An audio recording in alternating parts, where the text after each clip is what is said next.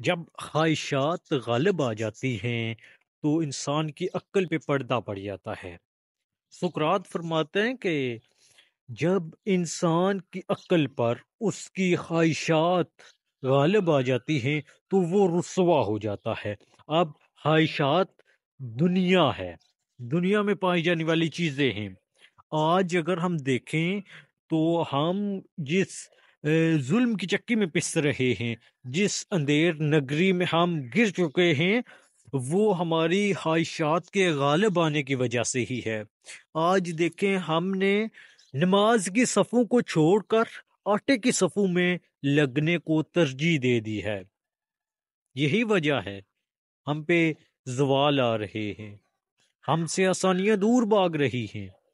ہم نے رازق کو چھوڑ کر رزق کے پیچھے لگنے کو ترجیح دے دی ہے۔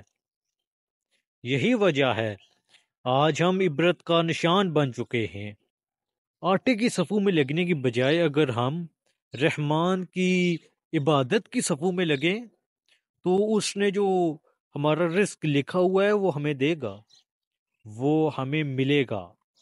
یہ نہیں ہو سکتا کہ جو اس نے دیا ہے وہ ہم کھائے بغیر اس دنیا سے چلے جائیں۔ ہماری خواہشات ہی غالب آ چکی ہیں، جس کی وجہ سے ہم عبرت کا نشان بن چکے ہیں۔